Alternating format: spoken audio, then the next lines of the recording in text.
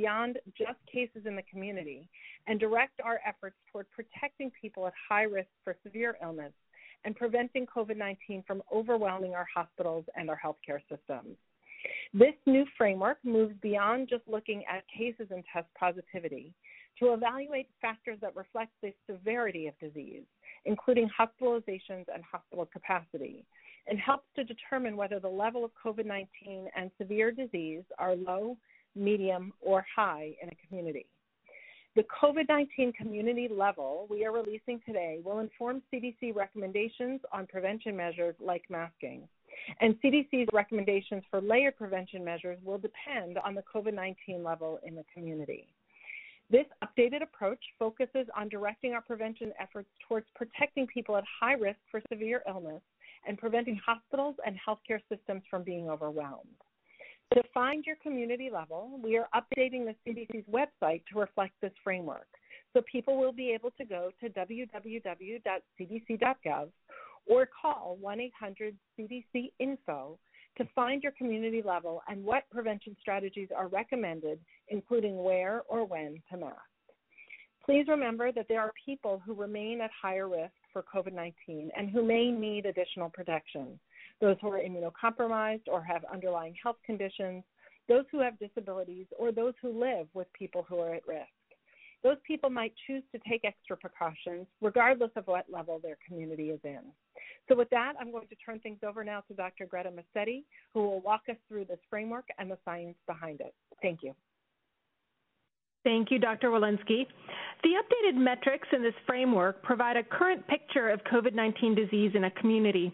They also include strong predictors of the potential for strain on the healthcare system. A community's COVID-19 level is determined by a combination of three pieces of information: new hospitalizations for COVID-19, current hospital beds occupied by COVID-19 patients or hospital capacity, and new COVID-19 cases. These metrics will tell us if the level is low, medium, or high. Let me walk you through what we are recommending at each level. Regardless of level, we continue to recommend that people stay up to date on vaccines and get tested if they're sick. At the low level, there is limited impact on the healthcare system and low amounts of severe disease in the community. People should stay up to date with their vaccines and get tested if they're sick. At the medium level, more people are experiencing severe disease in the community, and they're starting to see more impact on the healthcare system. At this level, CDC recommends that people who are high risk, such as someone who is immunocompromised, should talk to their healthcare provider about taking additional precautions and may choose to wear a mask. As communities enter into the high level, there is high amount of people experiencing severe disease and high potential for healthcare system strain. At the high level, CDC recommends that everyone wear a mask indoors, in public, including in schools. Communities can use these metrics along with their own local metrics, such as wastewater surveillance, emergency department visits, and workforce capacity, to update and further inform their local policies and ensure equity in prevention efforts. And these categories help individuals assess what impacts COVID-19 is having on their community so that they can decide if they need to take extra precautions, including masking, based on their location, their health status, and their risk tolerance. We should all keep in mind that some people may choose to wear a mask at any time based on personal preference. And importantly, people who wear high-quality masks are well protected even if others around you are not masking. And there are some situations where people should always wear a mask. For example, if they have symptoms, if they tested positive for COVID-19, or if they have been exposed to someone with COVID-19. Today, we're also updating our recommendations for schools. Since July 2021, CDC recommended universal masking in schools no matter what level of impact COVID-19 was having on the community.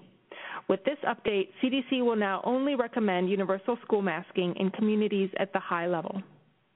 Importantly, COVID-19 community levels and public health prevention strategies can be dialed up when our communities are experiencing more severe disease and dialed down when things are more stable.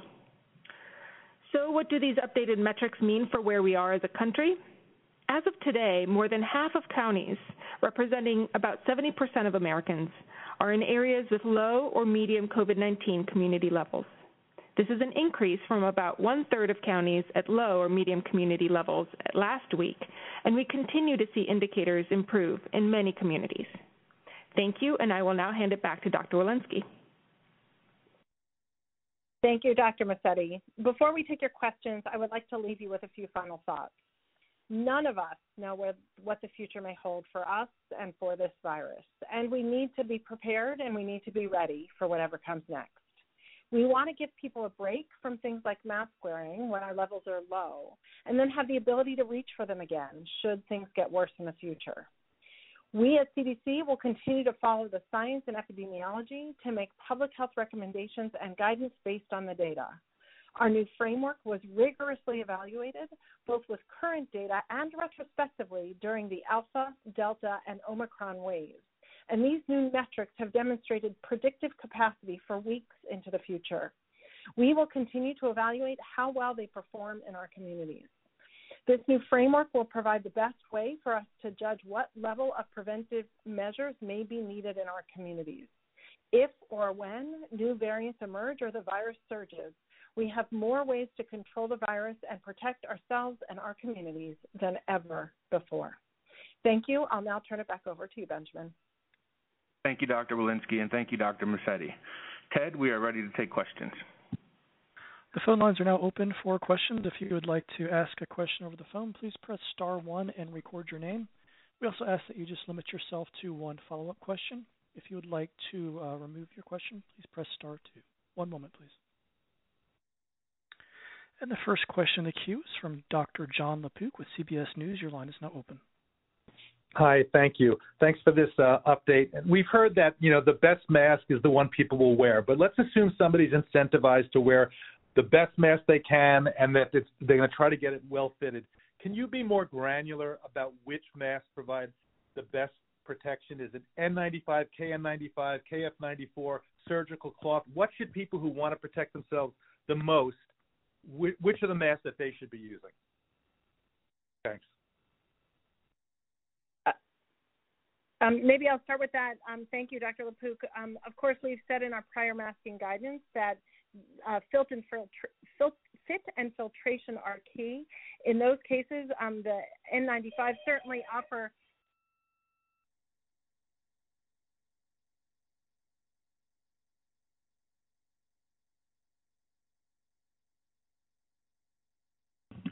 It sounds like we might have lost Dr. Walensky. I think what she was noting was that we often have emphasized that fit and filtration are really critical, and there are a variety of ways to achieve that. One way is to use a respirator, like an N95 or a KN95. They provide good fit and filtration for people, and they provide high protection to the wearer. There are other options as well, including using a surgical mask or a surgical mask layered with a cloth mask, and also we have on our website resources to show people how to knot and tuck the ear loops on masks to improve fit and filtration as well. Right. So of course we all see people with wearing just sort of a plain cloth, and maybe it's underneath the nose, but I was just wondering if you wanted to emphasize what's the best case scenario for people, since it just says wear a mask. So CDC recommends that people should wear the mask that has the best fit, protection, and filtration for them, and that they will wear consistently. Thanks. Next question, please. Next question is from Ron Lin with the Los Angeles Times. Your line is now open. Hey, I was wondering, can you go into how you came up with the details of the metrics for those three levels and what the science is based off of them in terms of numbers? And where would a place like LA County, which has tied its local mask mandate to CDC's old mask recommendations, where would they lie? Would they no longer be required to no longer be recommended to wear masks? Thanks. So maybe I'll get started and pass it over to you, Dr. Massetti. Thanks for filling in there. So one of the things that was really important is we have more and more people and more immunity in the population. We wanted to make sure that we were focusing on severe disease because we do want to prevent severe disease. We want to prevent hospitalizations. We want to prevent our hospitals from becoming overwhelmed. So our metrics were really with that in mind. How much severe disease is happening? And then to use those metrics to understand, can we find levels where we can predict outcomes in the future, where we might be able to act on them now to avert those outcomes in the future, bad outcomes like ICU stays, high levels of death. So maybe I'll pass it over now back to Dr. Massetti to give you more granular detail. Great. Thanks so much, Dr. Walensky.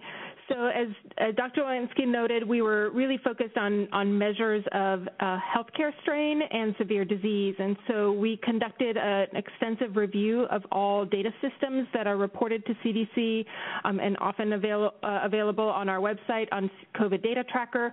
We reviewed all data sources and really assessed them against several criteria, including do they measure severe disease or healthcare strain? How well do they provide data that is available at the local level where it can really inform local decisions? And do we have national coverage for all counties in the United States? And are they reported frequently enough to be able to inform timely decisions? And based on that thorough review, we refined the list and came up with these indicators, including new hospital admissions and hospital beds utilized, and complemented them with case incidents to really create a package of metrics to be able to understand what's happening at the local level. Next question, please. Next question is from Drew Armstrong with Bloomberg News. Your line is now open. Hi, Drew Armstrong from Bloomberg News. I'm wondering, thinking ahead, are there other COVID metrics or measures that CDC has been using or collecting that should be overhauled or refined as we move into whatever this next phase of the pandemic is? And if so, what are some potential examples of that? So we certainly look at comprehensive data, and we get a whole stream of data, some that are different by jurisdiction. So, for example, we just last week posted our wastewater data, and we anticipate that our wastewater data, while we have 400 sites posted, and that represents about 53 million Americans, that is still focal, and we really are working to expand that. So we intend to double that over the next month or so. Syndromic surveillance would be another way that we could expand some of these metrics. Again, as Dr. Massetti said, it's really important as we come up with national metrics that we have coverage from every county. Not every county is reporting syndromic surveillance, although we're working to scale that up as well. So we have our eye on many different metrics, which is why we hope that these metrics that we're releasing today will be very helpful for policymakers, but we also hope that local jurisdictions will take into account all the information that's available to them. Next question, please. Next question is from Helen Branswell with STAT. Your line is now open. Hi, thank you very much for taking my question. I think this is going to be an irritating question, but when you talk about the metrics about the percentage of people in hospital beds who are there because of COVID, is that for COVID or with COVID? I mean, will the with COVID people also be part of those calculations? Helen, that's a great question. We have spent a lot of time thinking about this. And let me tell you sort of where we landed and why. First, we are considering anybody in a hospital bed with COVID, regardless of their reason for admission. And the reason that we landed there is multifold. First, many jurisdictions can't differentiate, so that was important for us to recognize and realize. Second, whether or not a patient is admitted with COVID or for COVID, they increase the hospital capacity and they're resource intensive. They require an isolation bed, they require PPE, they probably require a higher staff ratio, and so they are more resource intensive, and they do take a COVID bed potentially from someone else. Interestingly as well, as we have less and less COVID in certain communities, the amount of people who are coming into the hospital with COVID will necessarily decrease. We will not have as many people walking around asymptomatically because there will just be less disease out there. So increasingly, as we have less disease in the community, we anticipate that more of the people who are coming into the hospital are going to be coming in because of COVID. And then finally, as we have even less disease in the community, we anticipate that not every hospital is going to screen every patient for COVID as they walk in the door, especially if we have less and less disease in the community. And when that happens, we won't actually be able to differentiate. In fact, people who are coming in who are tested will necessarily be coming in with for COVID. So for all of those reasons, comprehensively, we decided to stay with anybody coming in with a COVID diagnosis. Thank you. Next question, please. Next question is from Cheyenne Hazlitt with ABC News. Your line is now open. Hi, thank you for taking my question. Dr. Walensky, can you explain the decision to include schools in the loosening of the mask recommendations? And as a follow-up, on public transportation, do you expect that recommendation for masks to expire on March 18th or be extended? So maybe I'll take the second question first, and then pass the school question to Dr. Massetti. The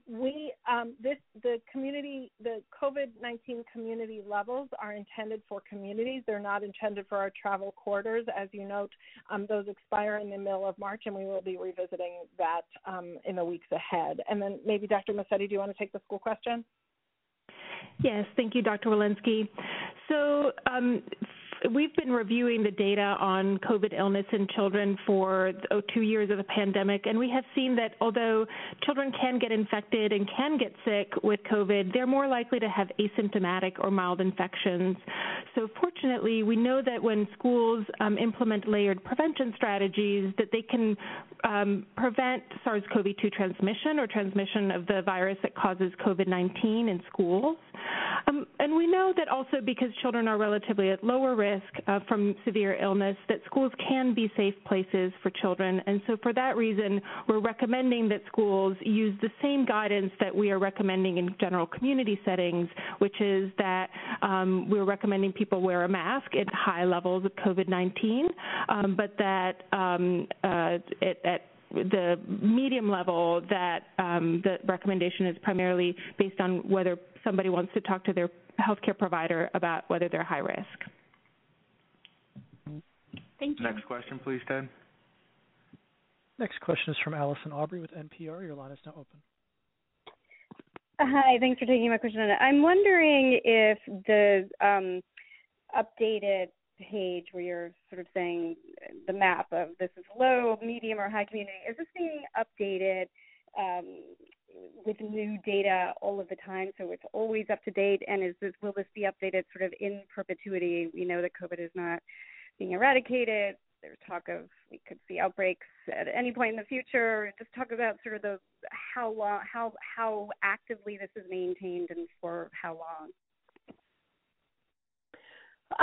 Thank you, Allison. We intend to keep this updated. Of course, not every county reports every metric every day, so we intend to keep this updated on a weekly cadence, and we intend to do so for the foreseeable future. Of course, this virus has dealt us many a curveball, but for the foreseeable future is what we're looking at right now. Great, thank you. Next question, please. Next question is from John Woolfolk with San Jose Mercury News. Your line is now open. Hi. So the new metrics that you all are talking about sound like they're based mostly on the strain on the health bureaucracy and not. I mean, our readers are mostly interested in your guidance for what it means for them to avoid getting COVID and spreading it. And based on the metrics and the rules that were in place as of this morning, before this announcement, that would mean like pretty much all of California, where we are, is in a you should wear a mask if you don't want COVID recommendation. And it sounds like I haven't seen what your new metric says for our area, but it sounds like it's now saying, well, that's not operative anymore. Go ahead and take the mask off. Are people safe going in around in public indoors without masks in places with where your metrics now say it's a high transmission situation? Thank you, John. So first and foremost, I'd like to go back to what Dr. Massetti said, which is anybody is certainly welcome to wear a mask at any time if they feel safer wearing a mask. So we are absolutely endorsing, if you feel more comfortable wearing a mask, feel free to do so, and we should encourage people to have that liberty to be able to do so. The intent of these community guidance is to look at really severe disease, people who are coming into the hospital. We know that there's going to be transmission of COVID-19 out there, and what we want to do is make sure that our hospitals are okay and that people are not coming in with severe disease. But of course, it's important to note that the volume of severe disease in the hospital is likely representative of the volume of disease in general in the community. So they are very much linked. Certainly it's also linked to vaccination rate as well. But certainly if people are interested in wearing a mask to feel safer, they certainly can. And anyone can go to the CDC website, find out the volume of disease in their community, and then make that personal decision. Next question, please. Next question is from Meg Terrell with CNBC. Your line is now open. Well, thank you. I'm just wondering how dependably counties are reporting all of these metrics, particularly with case numbers. Is there enough testing going on for that to be a reliable metric? And the same question for the hospitalizations reporting. Dr. Massetti, do you want to take that one? Sure. Yes. So to the question about the hospitalization metrics, so those are actually reported by healthcare facilities. There are 6,000 hospitals in the United States that are required to report those data every day, Monday through Friday, and usually there's better than 95% coverage any given day. So hospitals are very consistently compliant with reporting those data. We do have very high completion of those data, so we're quite confident that those data are continuing to flow in and reflect what's happening in those hospitals. The case data are also largely reported from public health laboratories and have really reflected that the nucleic acid amplification test results, they do not reflect, in many places, do not reflect at-home tests, which are not reported, but those are the laboratory test results are continuing to be reported fairly consistently. Next question, please. Next question is from Catherine Roberts with Consumer Reports. Your line is now open. Thanks for taking my question. I'm wondering to what extent, if at all, does this new metric account for people who may have been seriously disabled or sort of long-term sick due to long COVID, but who've never actually been hospitalized with acute COVID? Is that factored into this at all? It's a good question. We're not looking historically at prior hospitalizations. What we're looking at is hospitalizations now and hospital capacity now. Is there any way to sort of account for those folks, the folks who may have gotten some kind of disability from COVID but who aren't, taking up capacity? Is that in the works, basically? So CDC has many different cohort studies to examine long COVID. We know that this is critically important. The NIH, too, is examining long COVID, and we're doing this through collaborations with states on survey data, long-term prospective cohort data, and hospitalizations and data from hospitals as well. So we are looking into this for sure, and we know much work and many studies need to be done for long COVID specifically. But in terms of hospital capacity today to forecast what would happen 6 weeks from now in our COVID-19 community levels, that is not accounted for. Okay, thank you. Next question, please. Next question is from Dave McKinley with WGRZ Buffalo, New York. Your line is now open. Yeah, hi there. I hope you can hear me. You have these metrics where you would establish whether a community was high, medium, or high, substantial, moderate, low, and there were specific numbers attached. Have those numbers changed in determining high or substantial or moderate, or are those numbers, where it was fewer than 100 as opposed to fewer than 50? Are those changing at all? And the second part of my question has to do with airplanes and stuff in buses. You may have addressed that, and I may have missed it. Yeah, so first of all, I'll just take the easy one, which is this addresses communities, but not our travel corridors, so nothing will change in our travel corridors. With regards to where we were in our prior community transmission, those were different metrics. They were based on only cases and percent positivity that led us to those blue, yellow, orange, red. And so cases will still be a part of it, but we need to recognize that, we're counting cases differently now than we did, over a year ago when we established those prior metrics.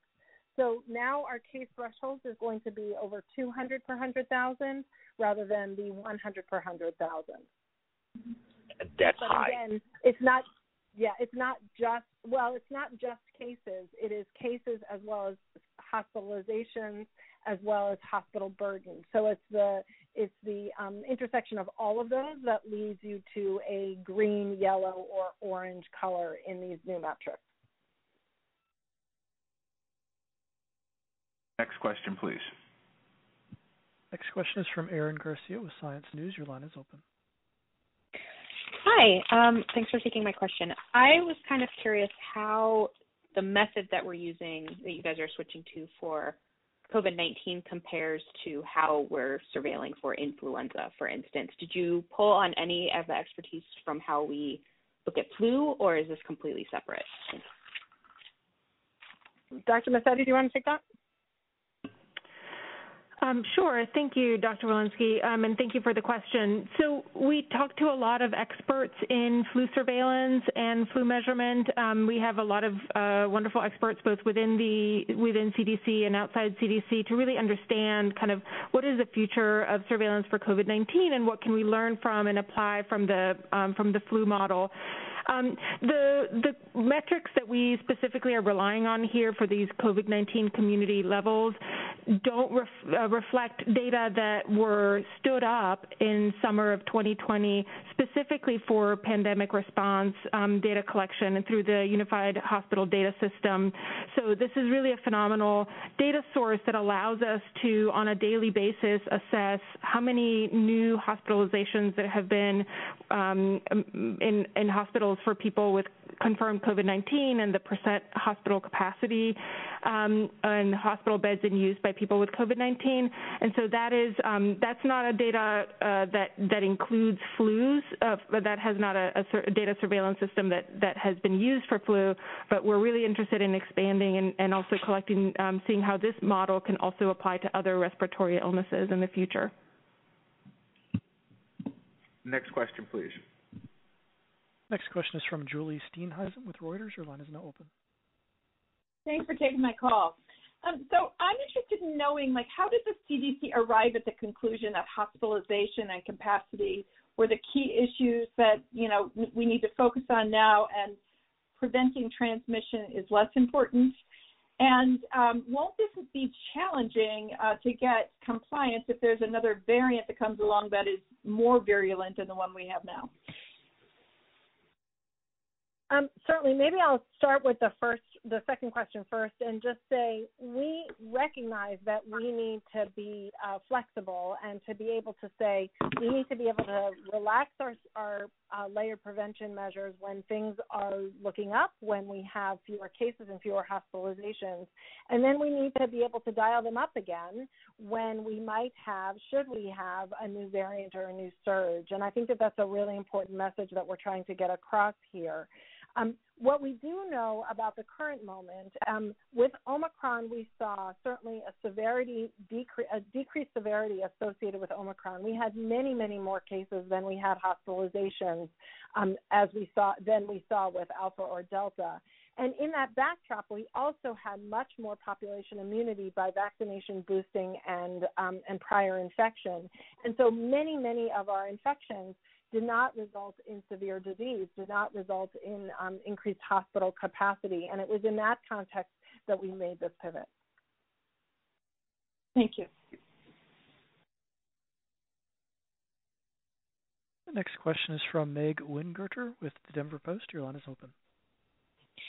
Hello, thanks for taking my question. I wanted to ask about, so it sounds like for the hospital capacity, you're specifically looking at people hospitalized with COVID, but what we're having in Colorado right now is very low, pretty low at any rate, COVID hospitalizations, but our beds are still 90% full any given day. Is there any way you want communities to factor in that overall level of capacity where even a smaller surge could be a bigger problem because there's not much left? Thank you. Meg, you actually hit the nail exactly on the head. So not only are we looking at hospital admissions, but also hospital capacity, those who are admitted with COVID-19, what fraction of their beds. So if you're at 90% in Colorado, that, we would be taking that exact parameter into account.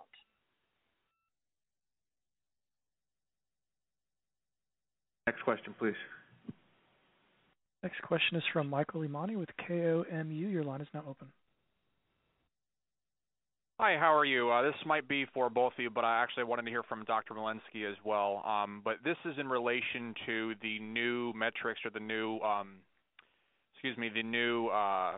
holistic view of risk from coronavirus to the community. And I was wondering how you guys are making that change. I know you kind of detailed it in your opening, but I was wondering if you can get into specifics with regards to that. So thank you. So we are looking at fraction of hospitalizations that are COVID. We're looking at number of admissions per 100,000 that are COVID. And then we're also looking at cases. And so all three of those together, we have thresholds that we've measured that Dr. Massetti has discussed, and we created those thresholds based on their ability to be predictive of ICU stays, hospitalizations, and deaths in 3 to 6 weeks in the future so that we could take action. So all of that work together leads us into 3 different colors: green, yellow, and orange. Those colors reflect low, medium, and high community levels, and then those levels get matched to our recommendations and our guidance. Thank you, Doctor. I appreciate it. Dr. Massetti, anything to add there? No, I think that covers it really well. Thank you, Dr. Walensky. Thank you. Next question, please. Next question is from Tom Howell with the Washington Times. Your line is now open. Hey, thanks for doing the call. Can you give the immediate geographic impact of the guidance? What percentage of counties are in the low category? What percentage are in medium? And what percentage are in high? Thank you. Dr. Massetti, you have those numbers? I do, just right in front of me. So these are as of the latest data. 23% of counties are at low, 39.6% of counties are at medium, and 37.3% of counties are at high levels. So all that 37.3 and high, your recommendation is that everyone wear masks in indoor public settings in those places? That's correct. That right? Yes, that's correct. Next question, please. Next question is from Adriana Rodriguez with USA Today. Your line is now open. Hi, thank you so much for taking my question. I was wondering why vaccination rates weren't included in these metrics or in this equation to calculate community COVID risk, and if maybe that will be included in the metrics sometime in the future. So, what we're really focused on is risk of severe disease and risk of being admitted into the hospital, risk of your hospitals becoming full. Truly, vaccination rates do sort of fall on the causal pathway, if you will, for risk of severe disease. So if someone is unvaccinated and has underlying health conditions, they certainly are at high risk of severe disease. And so it is part of the equation. It's not sort of among the things that's listed, but certainly it is reflected in who will come into the hospital with severe disease. And of course, we would always recommend that if you're unvaccinated and you're eligible for vaccination, you should get vaccinated. And if you're eligible for boosting, you should get boosted to remain up to date. And that, of course, will decrease your risk of hospitalization. In fact, our most recent data have demonstrated that if you're boosted, you're 97 times less likely to die of COVID than if you're unvaccinated. So if a person is in one county and the hospitalization rates are the same as another person in another county, but vaccination rates are vastly different, mask guidance would be the same? They would. Thank you. Ted, we have time for 2 more questions. Okay, the next question is from Stephanie Innes with Arizona Republic. Your line is open. Yes, thanks for taking my question.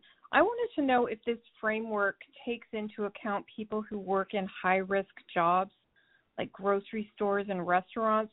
Should they be considering, if it's green, they don't need to wear a mask, and should businesses think that way as well? So certainly all of our recommendations are translated into policy at the local and jurisdictional level, and we would say any local business certainly has the ability to make recommendations based on, or policy based on where they are, whether they may have more information based on wastewater or high-risk communities or equity for many different reasons. But our guidance would say that if you are in a green community, that that community in general would not need to be wearing a mask. Certainly, of course, anybody can wear a mask at any time if they choose to protect themselves that way. Thank you. And last question, please. Yes, the last question is from Dan Petrella with the Chicago Tribune. Your line is now open. Can you address the timing of this decision and perhaps the public perception that CDC is being pulled along here by the governors in many states who didn't wait for these new recommendations before making changes to what was being done at the state level? Yes, absolutely. First, I will say that we at the CDC, and I think you've heard me talk publicly about this, have been thinking about shifting our metrics to hospitalizations for some time now. We've been talking about this for some time. Certainly, we know that many governors made announcements several weeks ago, but many of those announcements actually were phased in and, in fact, didn't acutely say that we're going to take masks off, but they were going to take masks off at the end of February or in early March or in the middle of March. So I would say our guidance actually probably very much intersects exactly where many of those phased approaches are going to be, in that many of those governors, when their policies are at play, will coincide with exactly what we are recommending. Thank you, Dr. Walensky, and thank you, Dr. Mercetti, and thank you all for joining us today. If you have further questions, please contact the media office at 404-639-3286 or email media@cdc.gov.